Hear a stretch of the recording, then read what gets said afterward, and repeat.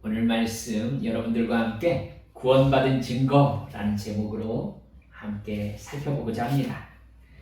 우리가 오늘 읽은 성경 말씀에서요, 예수님께서 이 세상에서 사역하시면서 하신 말씀 중에 가장 거친 그런 말씀이 등장하고 있습니다. 34절 보면 독사의 자식들아 너희는 악하니 어떻게 선한 말을 할 수 있느냐 이렇게 말씀하세요. 왜 이런 거친 말씀을 하신 상황에 되었는지 22절부터 보면 상황이 나옵니다. 사람들이 귀신 들려서 눈이 멀고 말도 못하는 사람을 예수님께 데려왔습니다. 예수님이 그 사람을 고쳐주셔서 말도 하고 눈도 보이게 되었어요. 그러자 23절에 보면요, 사람들이 놀라서 예수님을 다윗의 자손 즉 메시아가 아니겠느냐 이렇게 얘기해요. 그러자 그 얘기를 들은 바리새인들이 예수님이 바알세불 즉 사탄의 힘을 의지해서 이런 기적을 일으킨다 이렇게 말했어요. 여러분, 그들이 이렇게 말할 수밖에 없는 그들 나름대로의 판단 기준이 있습니다. 뭐냐면 그들이 생각하기에 예수님이 안식일에 병을 고쳤거든요. 그러면 그들이 생각하기에 예수님은 어떤 사람입니까? 율법을 어긴 사람이 되는 것입니다. 율법을 어긴 사람은요, 죄인이지요. 그런데 그 죄인이 귀신을 쫓아내는 거예요. 이러면 죄인이 어떻게 귀신을 쫓아낼 수 있느냐라는 문제가 발생을 하는 것입니다.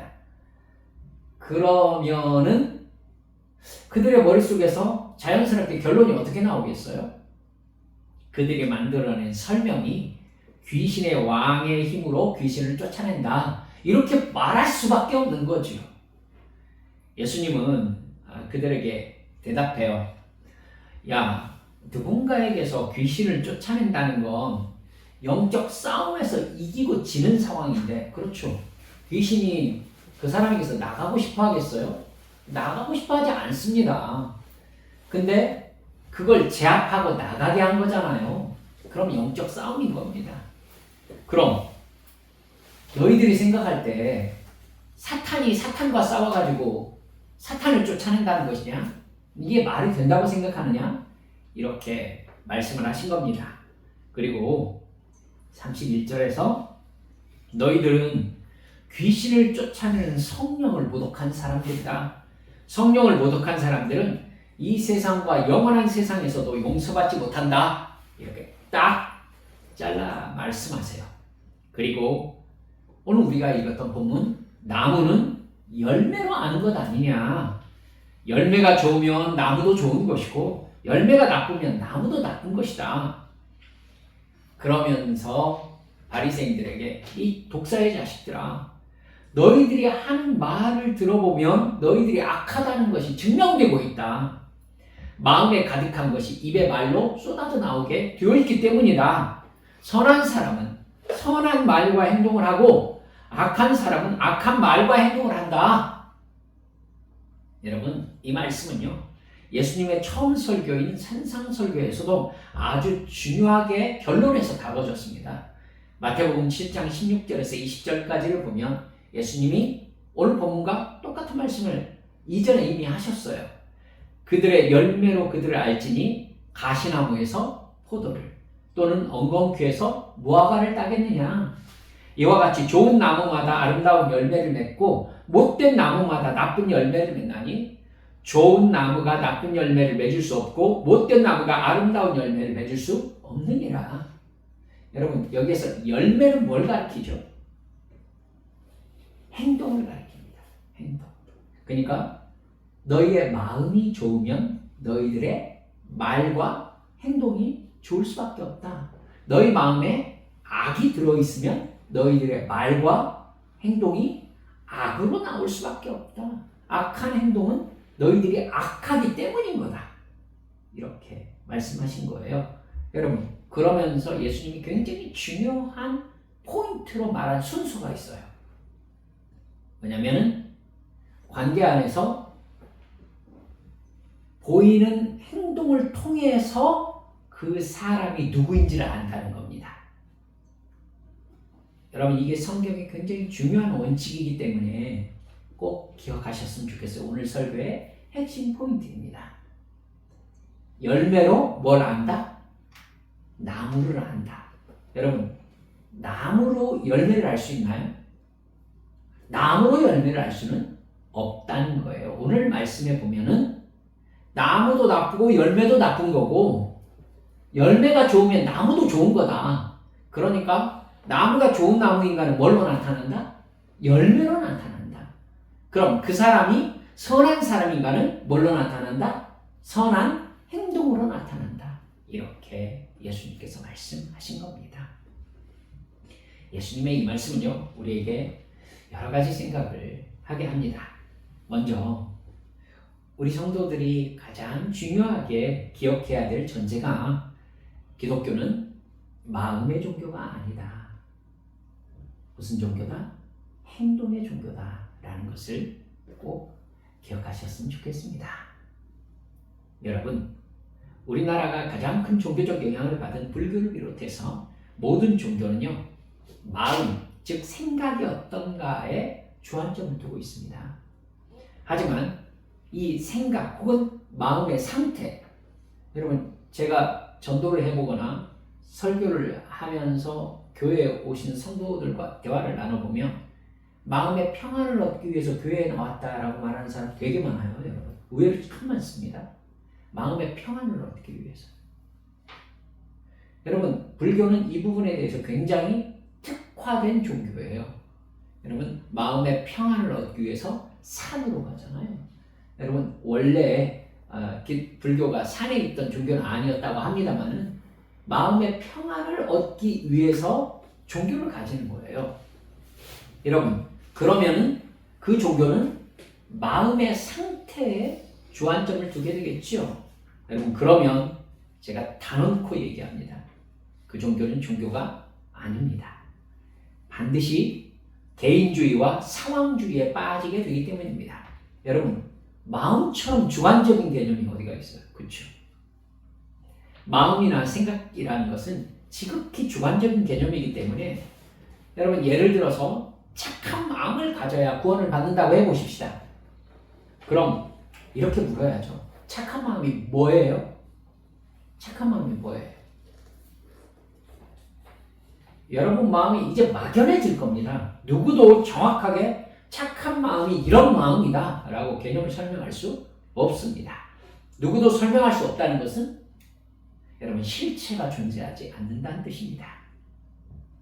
그러면 여러분 실체가 존재하지 않는데 그 종교에서 말하는 복을 누가 받을 수 있습니까? 여러분 깨달으셔야 돼요. 그 종교가 말하는 이야기가 실체가 분명하지 않는데 내가 받고자 하는 복은 실체가 분명해요.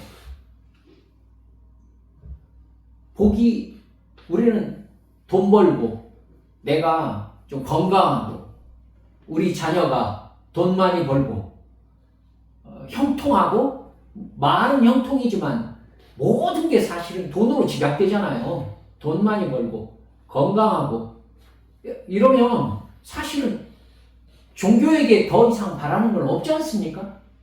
더 뭐가 있죠? 죽어서 극락에 간다고요? 그거 바래가지고 불교 가는 사람 보셨습니까? 아니에요. 그런 사람 없습니다. 여러분, 그러니까 내가 받고자 하는 것은 실체가 분명한데 그 종교가 말하는 누가 그것을 받을 수 있는가에 대해서는 실체가 분명하지 않은 거예요. 이러니까 모순이 생기는 겁니다. 누가 불교에서 말하는 극락을 갑니까? 누가 지옥을 가죠? 누가 열반에 들어가서 윤회의 굴레에서 벗어날 수 있습니까? 가만히 앉아서 참선을 하고 명상을 하는 것이 선한 것입니까? 그러면 극락에 갈 수 있습니까? 여러분, 꼬치꼬치 캐묻고 라인을 정해야 그 종교가 말하는 구원과 그 종교가 말하는 복을 받을 수 있을 거 아니겠습니까? 그래야 내가 무엇을 해야 될지 결정할 수 있죠. 여러분, 생각에 깊이 들어가면 생각만으로 상황을 통제할 수 있는 힘이 생깁니까? 내가 가만히 앉아가지고 깨달음을 구하고 있으면 깨달으면은 상황을 통제할 수 있는 어떤 뭐 신비한 힘이 생기냐고요. 사랑하는 여러분들, 그게 사기예요. 이러니까 동양의 종교 사상에 생각의 힘이라는 염력 개념이 생기는 겁니다. 여러분들이 싫어하는, 아니 별로 좋아하지 않는 중국 무협 영화의 사기성, 어디에서 나왔겠습니까?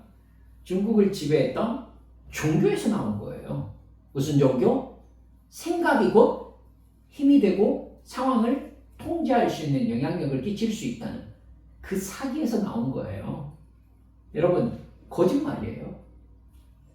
그래서 제가 이렇게 훅 지나가는 유튜브 보면 조그마한 이렇게 뭐가 딱 치면 쓰잖아요.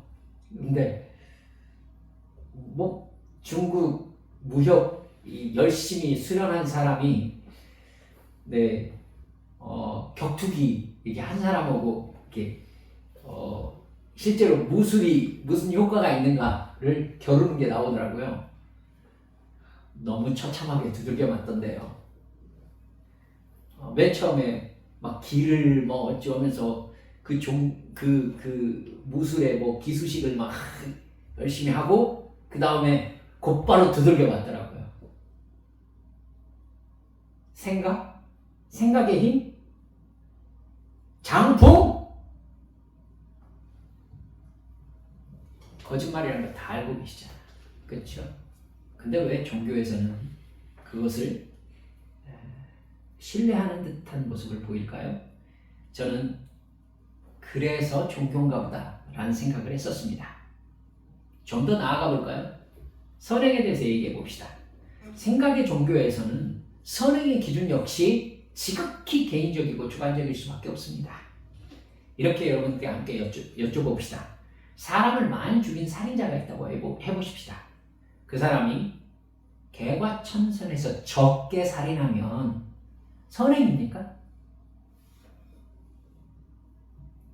엄청나게 많이 훔치던 도둑이 선행을 하기 위해서 조금 훔치면 나름대로의 선행입니까?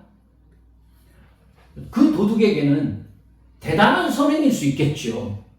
하지만 이렇게 여쭤봅시다. 그 사람이 극락 갈 수 있습니까? 기독교의 가장 중심 개념 사랑으로 한번 넘어와 보십시다. 이웃을 사랑한다는 게 뭡니까? 사랑하는 마음을 가지고 살아가는 것입니까? 대체 사랑하는 마음으로 살아가는 것이 어떻게 살아가는 겁니까? 설명할 수가 없습니다. 앞에서 말한 대로 선행을 말해 보십시다. 이웃에게 친절을 베푸는 게 선행입니까? 그럼 이렇게 물어봅시다. 친절이 뭡니까? 어디서 어디까지가 친절이냐고요? 태도입니까? 아무도 친절의 개념에 대해서 이거다! 라고 말할 수가 없는 거예요. 그럼요. 여러분, 실체를 알기 위해서 우리가 말씀을 나눌 때에는 실체가 없다는 결론에 우리는 이르게 됩니다. 그러면 여러분, 예수 믿고 사랑을 실천하면 구원을 받는다라고 얘기를 한다면 여러분, 누가 예수 믿고 천국을 가는지에 대해서 누구도 라인을 정할 수가 없게 되어버립니다. 즉 성경의 가르침이 허상이 되어버리는 것이죠. 예수 믿는다는 것이 무엇을 한다는 것이냐, 이거에 대해서 정확하게 이것이다 라고 설명할 수 없게 된다면 기독교가 말하는 구원이라는 개념 역시 허상이 되어버린다는 것을 여러분 기억하셔야 합니다. 그러니까 자신에게 이렇게 물어봐야죠. 내가 예수 믿는다. 그럼 무엇을 보고 예수를 믿는다 라고 얘기를 한다는 것인가? 예수를 믿음으로 내가 무엇을 한다는 것인가? 이거에 대해서 스스로 답하실 수 있으셔야 되는 겁니다. 여러분, 좀 더 들어와 보세요. 영과 진리로 예배하는 사람을 하나님께서 찾으신다고 하셨습니다. 그럼 물으셔야 돼요. 영과 진리로 예배한다는 게 뭡니까? 마음입니까? 마음? 그러면 사실 제주도 휴양지 호텔에서 영과 진리로 예배드리는 것도 하나님이 받으시는 예배가 될 수 있지 않을까요? 마음이니까? 그럴까요? 이제 아실 것이다. 여러분 아실 겁니다. 여러분, 마음이 정말 중요함에도 불구하고 그저 마음과 생각에 주안점을 둔 종교 개념은 없는 것과 같습니다. 허상입니다. 종교가 생각에 머물러 있다면 여러분 지극히 자기 주관적인 내 마음의 평온을 신이 주는 평안으로 착각하게 되는 것입니다. 여러분 죄송합니다만 그런 평안 자리에 앉으셔서 요가 같은 포즈를 취하시고 호흡만 쫙 안정시키셔도 마음이 편안해질 것입니다. 그렇게 종교 개념을 대체하는 요가가 여러분 상당히 많아요. 그렇죠?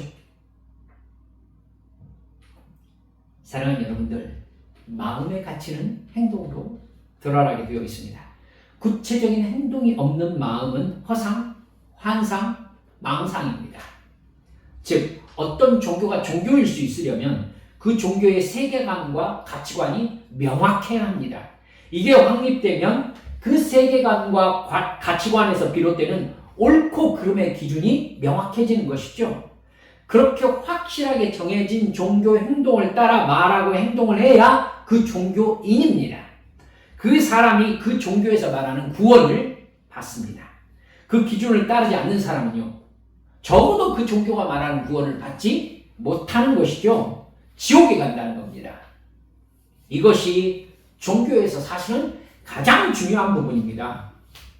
여러분, 근데 지금 한국 세계 기독교, 세상 모든 종교가 말하는 허상에 빠져있지 않은가라는 목사로서의 고통스러운 돌이킴이 저는 많이 듭니다. 사랑하는 여러분들, 이렇게 말씀드려 볼까요? 기독교의 목적이 무엇입니까? 무엇입니까? 여러분 말씀하실 수 있으셔야죠. 기독교의 목적은 분명하게 구원입니다. 성경은 처음부터 끝까지 구원 얘기로 가득합니다. 구원 얘기로. 그런데 교회에 다니는 많은 사람들, 교회를 찾아 나오는 많은 사람들은 구원에 관심이 없습니다. 구원에 관심이 없어요.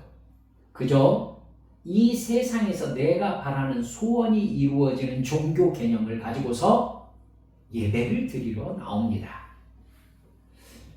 사랑하는 여러분들이요, 이러면요, 교회 안에 나와 있는 성도들의 마음 가운데 극심한 자기 분란이 일어나게 됩니다. 성경은 누가 구원받는가, 그리고 구원받은 사람은 어떻게 사는가, 이걸로 완전히 채워져 있습니다. 누가 구원받는가, 어떻게 해야 구원받는가 포함되어 있죠. 누가 구원받는가, 그리고 구원받은 사람은 어떻게 사는가. 그러니까 다 구원 얘기밖에 없는 거예요. 그리고 하나님의 포인트는 구원, 즉 영생에 있어요. 그러니까 하나님이 우리를 이 세상에서 하나님과 우리와의 관계 안에서 하나님이 뭘 주시려고 우리를 만들어 가세요? 구원에 이르게 하시려고. 여러분, 우리는 구원을 받았지만 구원이 성취되지는 않은 상태에 살고 있잖아요. 그렇기 때문에 우리는 칭의, 의롭다함을 받은 이 상태에서 끝내 육신의 생명이 끝나는 날 영생으로 들어가는 구원의 성취에 하나님의 포인트가 있어요. 그러니까 우리가 이 세상에서 사는 삶은 목적이 뭐예요?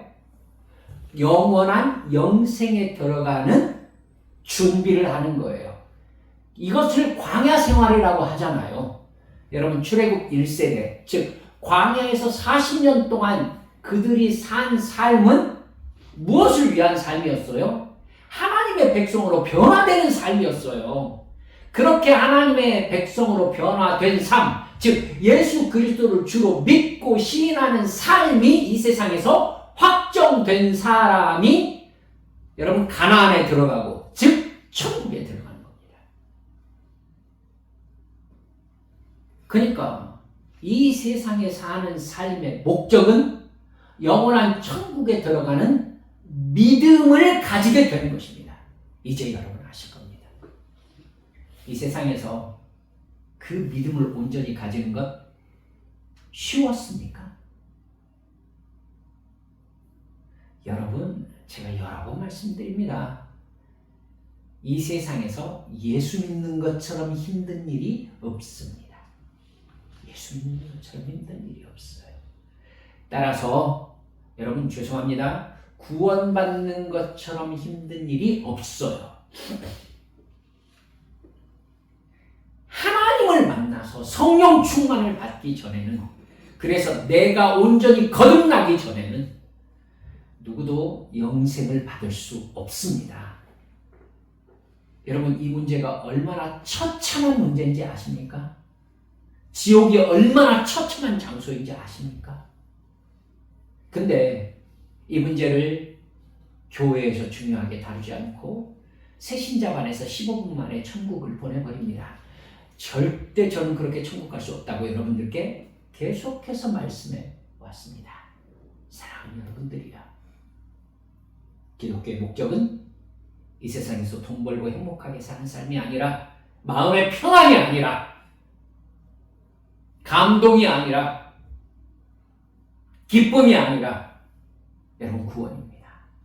구원은 성령 받는 일이고, 성령 받는 일은 사랑하는 여러분들이여, 내가 이 세상에서 무슨 행동을 하며 살아야 되는 것인지가 정해지는, 성령을 통해서 확실한 지시가 있는, 그래서 예수 믿는 사람들의 행동은 세상에서 예수 안 믿고 끝내 영원한 멸망에 들어가는 사람과 완전히 구별되는 전혀 다른 행동일 수밖에 없다는 것을 여러분 꼭 기억하셔야 합니다. 기억하셔야 합니다. 사랑하는 여러분들, 성경은 누가 구원받느냐는 기준을 아주 선명하게 말씀합니다. 그러기에 죄와 의 선명하게 구분짓습니다. 분명하게 행동을 규정합니다. 어떻게 살아야 행복한지, 돈을 버는지를 말씀하고 있지 않습니다. 기독교는 마음의 종교가 아니라 행동의 종교입니다. 마음을 통해서 행동을 규정하는 게 아니라 행동을 통해서 마음을 규정합니다. 행동이 구원받은 사람인지를 나타내는 것이죠. 여러분이 구원받은 사람인 줄 어떻게 합니까? 여러분의 하루하루의 행동을 보면 알 수 있습니다. 본문 50절을 보면 예수님은 누구든지 하늘에 계신 내 아버지의 뜻대로 하는 자가 내 형제요, 자매요, 어머니이니라 이렇게 말씀하고 계십니다. 예수님의 모든 말씀은 마음이 아니라 행동의 포인트가 맞춰져 있다는 것을 꼭 기억하셨으면 좋겠습니다. 둘째, 그럼 구원받은 사람의 행동을 어떻게 정할 수 있습니까? 당연히 구원받은 사람의 행동을 하려면 구원을 받아야 합니다. 이 부분에 대해서 여기 서 있는 목사는 누가 구원을 받고 누가 구원을 받지 못했는지 선을 그을 수 없습니다. 그럼 애매합니까? 애매합니까? 아닙니다. 내가 정말 구원받았는가? 라는 질문에 가장 명확하게 대답할 수 있는 사람이 바로 자신이기 때문입니다. 더 나아가 내가 하는 행동이 구원받은 사람의 행동인지 아닌지 역시 자신이 가장 잘 알고 있을 수밖에 없어요. 예수님이 오늘 본문에 말씀하신 대로 말하면 내가 구원받아서 예수님을 사랑하고 하나님을 믿고 의지하며 성령의 인도하심을 따르는 사람이라면 내 마음에 가득한 예수님과의 사랑의 관계가 입으로, 행동으로 나오게 되어 있습니다. 선을 행하게 되어 있다는 것입니다. 사랑하는 여러분들, 말씀드렸잖아요. 우리가 거룩한가 정결한가는 누구의 소속인가로 우선 결정된다고요. 여러분, 그릇이 여기 있습니다. 이 컵이 구약의 개념으로 말하면 성소 안에 있으면 거룩한 것이다 라고 칭해졌습니다. 여러분, 이게 성소 바깥으로 나가면요 거룩한 게 아니었어요. 즉 어디에 있느냐, 무엇을 하느냐가 거룩을 결정하는 것입니다. 여러분, 우리가 예수 그리스도의 십자가 대속의 죽음과 부활을 믿음으로 말미암아 우리는 의롭다 칭해졌습니다. 하나님의 소유가 되었습니다. 그러니까 우리는 거룩합니다. 여러분, 이 거룩이 그럼 어떻게 나타납니까? 거룩한 행동을 통하여 나타나는 것입니다. 거룩한 행동이 무엇인지를 그럼 어떻게 알 수 있습니까? 고린도후서 1장 22절에 보면 우리에게 인치시고 보증으로 우리 마음에 성령을 보내주셨다고 말씀합니다. 그렇기 때문에 그런 나에게 성령께서 하나님의 자녀로서의 말과 행동을 가르치시고 규정하시는 겁니다. 그래서 나는 내가 지금 하나님의 자녀로서 생각하고 말하고 행동하는지를 알 수밖에 없는 겁니다. 거듭난 사람은 새 사람이 되었습니다. 옛사람으로 살던 때를 분명히 기억하고 있지요. 따라서 지금 내가 변화된 사람으로 살아가고 있는지를 나는 압니다. 이렇게 확실하게 나 자신의 현재 영적 소속과 정체성이 규정되면 나는 성령의 인도하심에 순종하며 살아가게 되기 때문에 지금 내가 하는 행동이 하나님의 자녀로서 행동하는 것인지 내 육체의 욕망을 채우기 위해서 하는 행동인지 분별할 수 있습니다. 이 부분은 전혀 모호하지 않습니다. 나는 내가 구원받았는지 확실하게 압니다. 확실하게 압니다. 내가 옛사람으로 살고 있는지 새 사람으로 살고 있는지 여러분 모르십니까? 모를 수가 없어요. 성경에서 말하는 성령의 열매가 나에게 보이지 않으면, 거의 보이지 않으면, 하나도 보이지 않는다고 말씀드리지 않을게요. 별로 보이지 않으면 내가 구원받지 못하는 것입니까? 그럴지도 모릅니다. 그러나 여러분께 이렇게 말씀드려보죠. 내가 이전과 비교할 때 어느 상황에서 화내는 게 줄어들었습니까? 내가 거짓말을 덜 합니까? 가족과 이웃을 긍휼히 여기는 마음이 예전보다 더 커졌습니까? 하나님을 기쁘시게 하고 싶은 마음이 내 안에서 커져가고 있습니까? 이전보다 예배에 더 집중합니까? 이전보다 기도 시간이 조금씩 늘어나고 있습니까? 이전보다 이 세상의 즐거움과 육체적 쾌락에 대한 욕심이 조금씩 줄어들고 있습니까? 내 본질적인 죄악에 대한 깨달음이 늘어서 더 깊이, 더 많이 회개하고 계십니까? 예수 믿는 사람은요, 영적으로 끊임없이 성장하게 되어 있습니다. 즉, 증거는 영적 성장에 있는 것이죠. 영적 성장은 내 안에 성령께서 나를 조금씩 변화시켜 가고 계시며 내가 하나님의 자녀로 살려고 내 육체의 욕망을 십자가에 못 박은 증거가 됩니다. 나를 부인한 증거인 것이죠. 내가 죄인임을 진정으로 인정하고 회개의 삶을 살수록 나를 구원하신 예수님의 십자가에 대한 감사가 커지게 되어 있습니다. 나를 택하시고 양자 삼아주신 하나님 아버지의 은혜에 더욱더 감사하게 되어 있습니다. 내가 죄인이기에 나에게 잘못한 사람의 죄에 대한 용서와 긍휼의 마음이 더 커집니다. 예전에는 이럴 때 불같이 화가 났었는데 어느 순간에 그 사람을 향한 사랑이, 그 사람을 향한 용서가 더 많아지는 것이죠. 그 사람을 대하는 나의 태도가 바뀌는 것입니다. 그 사람도 내가 자기를 예전보다 더 용서하고 있다는 사실을 알고 있습니다. 예수님을 정말로 믿는 사람은요, 나를 변화시켜가는 성령님의 실제적인 인도하심을 느낍니다. 그 인도에 순종하는 것이 무엇인지, 불순종하는 것이 무엇인지, 그리고 그 결과도 압니다. 내 안에 가득한 것이 예수님임을 느낄 때에 내가 성령 충만한 것입니다. 성령님이 그것을 도와주려고 오신 분이십니다. 그래서 나를 건들면 예수님과 연결된 내 생각과 말과 행동이 바깥으로 나오는 것입니다. 구원받은 증거죠. 거듭난 증거입니다. 그 사람은 말과 행동이 이전과 다릅니다. 믿지 않는 사람과 확연히 다릅니다. 그 말과 행동을 통해서 그 사람이 거듭난 사람임이 증명되는 것입니다. 하나님과 가족과 이웃을 대하는 내 말과 행동은 내가 예수를 믿어서 교회를 나오는지 돈을 더 벌고 싶어서 교회를 나오는지를 알려줍니다. 사랑하는 여러분들, 그것은 곧 내가 천국에 속했는지 지옥에 속했는지를 알려주는 선이기도 합니다. 내가 사탄에게 지배받고 있는지 성령께 지배받고 있는지를 알려주는 라인인 거예요. 지금 축복받고 있는지 저주받고 있는지를 알려줘요. 예수님을 이렇게 선명하게 만나서 내 행동의 라인을 딱 그어서 여기는 선이고 여기는 악이다 라는 여러분의 영적 규정이 정확해지지 못했다면 철야를 해서라도 금식을 해서라도 간절하게 구원을 간구하면서 하나님의 나라가 나에게 임하여 하나님의 나라 자녀로 입양된 사람의 확신이 내 안에 생기게 해주시기를 간구하셔야 합니다. 여러분, 부득이 목사가 여러분들께 이렇게 말씀드립니다. 목사는 삶과 죽음에 대해서 얘기하는 사람이에요. 죽음의 순간은 누구도 예측하지 못하게 찾아옵니다.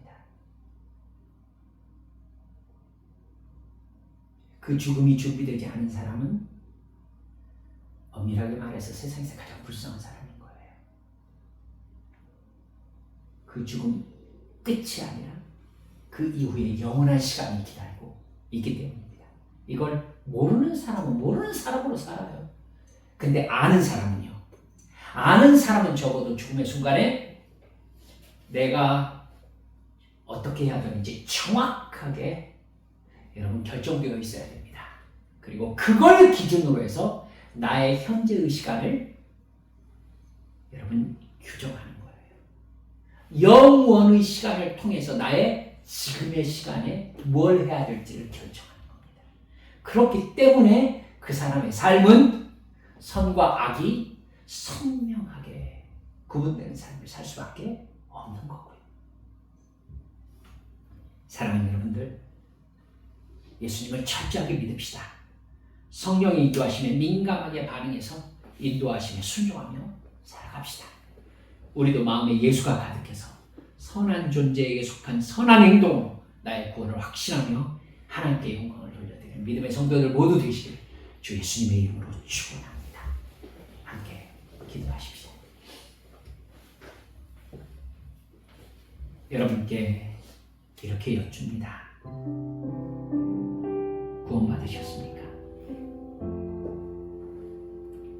지금 이 순간 내 안에 성령께서 계심을 여러분 느끼고 계십니까? 내 삶의 인도자가 선한 목자이신 예수님이심을 경험하며 살고 계십니까? 여러분 아니시라면 예수 믿는다는 것이 도대체 뭘 한다는 것인지에 대해서 여러분은 선명한 라인을 그으실 수 없을 겁니다. 그러면 그 마음에 사탄이 다른 모든 종교의 자기 욕망, 소원과 기독교의 진리를 막 섞을 거예요. 그래서 다른 종교를 가진 사람들과 똑같은 마음으로 예배당에 나와 앉아있게 만들고 말 것입니다. 그 사람에게 가장 희미해져가는 게 무엇입니까? 내가 구원받았는가에 대한 자기 정체성입니다. 이 시간 기도하시면서 내가 정말 구원받은 사람으로서의 정체성을 가지고 있는지 확인합시다. 아니라면 주여 어떻게 하면 좋습니까? 주님께 여쭈시오.